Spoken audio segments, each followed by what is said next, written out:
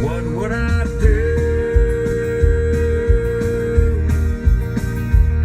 if not for the gift of the horse? Thank you, Lord, for the gift of the horse. All right, Bart. How are you, man? Good. All right. So today we're going to have a really good session. I know it already. And I've got these lovely individuals here. First we have Mr. Wyatt, who's 14, right? No, 16. Oh, 6. and your pony is whom again? He's 3. His name's Riggs. His name is Riggs. I thought for a minute there his name was 3. So this is Riggs. How'd you name Riggs? Did you name him? Yeah, he didn't have a name, so we named him. Yeah? Riggs. Yeah, and how did you come up with Riggs? It was a pretty good name. Yeah? We came up with it in our heads, and it was a really good name. Really good name. All right, well, I'll buy that. So, what kind of a pony is Mr. Riggs? What do you think he is? Is he half draft horse? No, he's kind of pretty small heel horse. A little pretty small heel horse. All right, so he's not a draft horse. He's a pretty small heel horse. And what do you like about Mr. Riggs? What do you like about him? He's a great pony, but sometimes he just acts up, but he's still a great pony. He just does good. He's a great pony. He says he just does good. Well, that's awesome. Hear that, Mr. Riggs? I think you got it in there, buddy. He likes you. It's always a good. So when I say aids, I'm referring to your hands and your legs, and how you want to have your arms, the line between your elbow, wrist, reins, horse's mouth. So we're going to go over all that. And make sure, and always make sure your shoulders square up to the horse. Wow. Shoulders square up to the horse. Probably a wise woman told you that, didn't she? Yeah. Yep, I can believe it. Yep, totally can understand that. What about your hips? If you're going to have your shoulders square up to the shoulders of the horse, what about your hips? My hips? Yeah. So you... No, my hips are not that problem. They're not a problem? Okay. Well... I just do this. I Yep. just do that, but I have. And you see... But I do this, but my feet keep doing this. Now Wyatt, when you're sitting in your saddle, just like I'm sitting in my chair, the only difference between you and me is my legs are together, your legs are apart so you can sit in the saddle. But what we want to think about when we're sitting in the saddle is our pelvis. And pelvis, to the best of our ability, show you, is those are your hips, and pelvis is what your legs attach into, where your hip sockets are. And you've seen a skeleton of a human skeleton, right? Yeah, All right, so you know where the pelvis is, right? Well, so when you're sitting on the saddle, you want to sit to where your pelvis is level. What that means, if you sit like this and you're arching your back, your pelvis is rolling forward. Make sense? Get cold? No? No? Not yet? Okay. Then, if you're sitting back, you're sitting on your tailbone, that isn't good either. And the reason for those two is you want to be able to move, and I'm probably getting a little too technical, but this would be an aerial view of how your hips want to move. This will be a frontal view. So it's a forward figure 8 motion. Now, I don't expect you to remember all this stuff. We'll come back and keep reviewing it to help you. Now, The benefit of that, of being able to have a level pelvis, is your hips, which are right up here. This is your hip, right there. You want your hips to be able to move freely into that joint socket. So if you roll your hips forward, you won't be able to do that.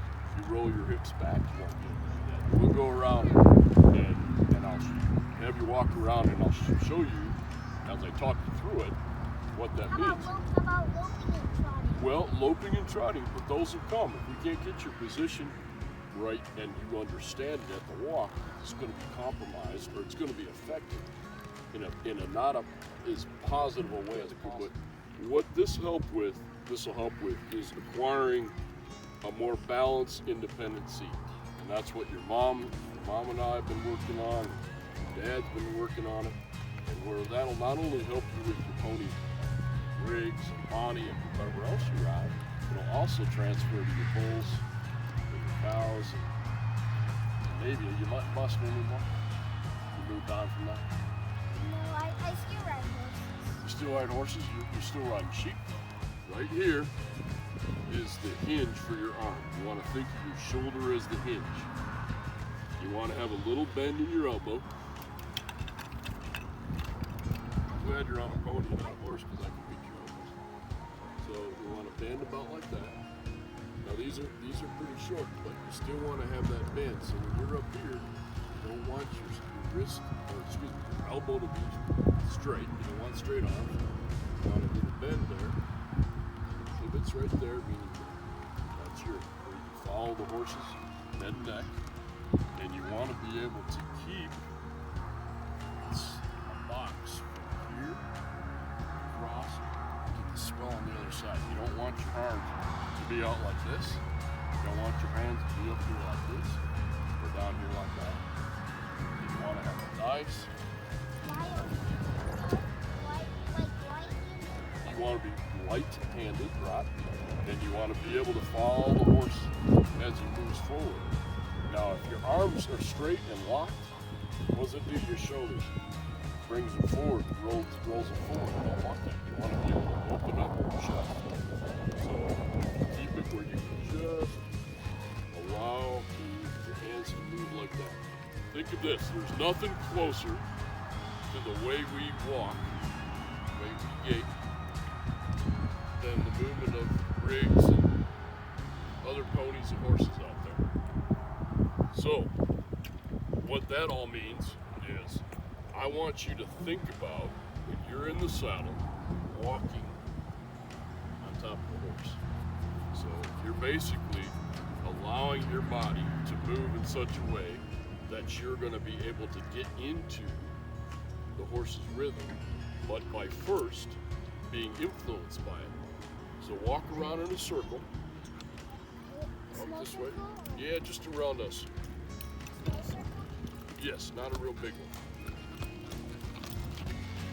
All right, now as you're walking, a little bigger than that.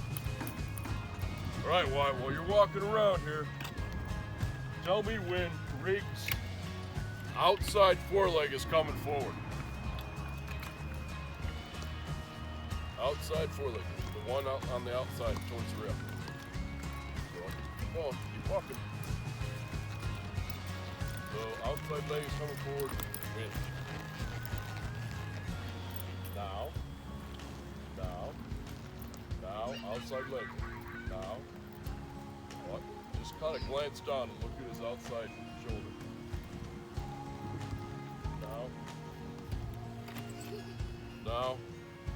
Now, see that? Now, all right, you tell me when that outside foreleg is coming forward. All right. So, what we're trying to do, Wyatt, and I'll call your hips. Try it that way. When the outside foreleg goes forward, I want you to be able to let your outside hip go with it. Keep walking, you're doing great. All right, come now. Let your outside hip go forward now. Release this. Break. Keep walking.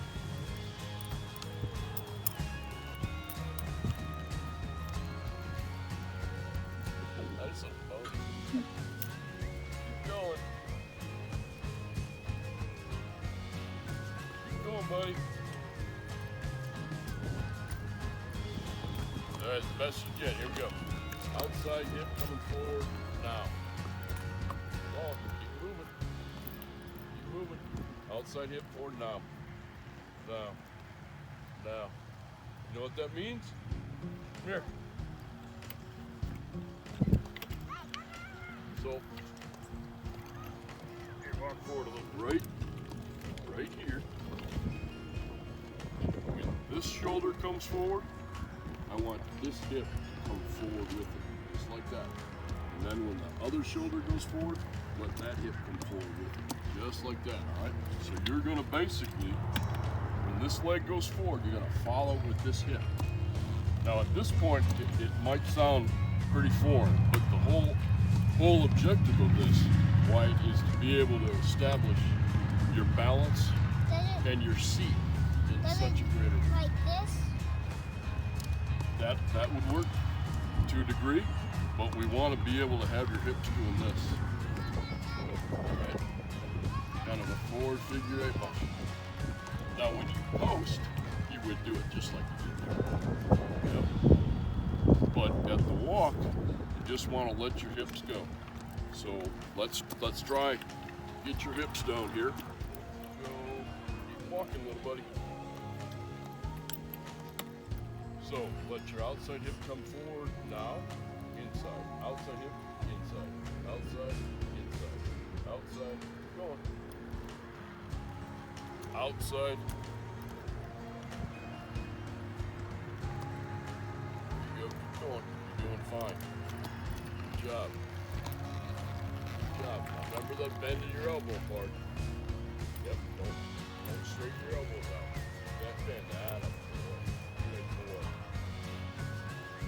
Outside hip, forward, inside, outside, inside. Keep going. Keep going. Oh, yep.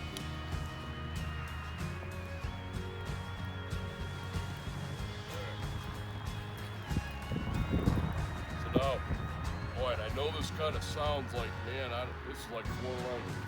But the reality of it is, we're going to keep working on it. So, you will be able to feel the footfall.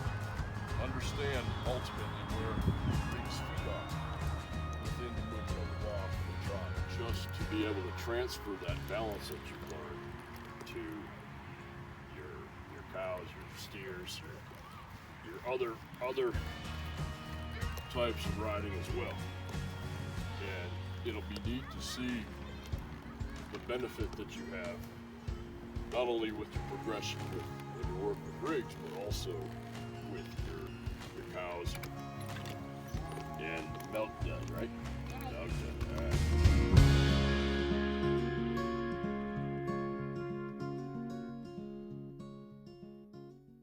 What would I do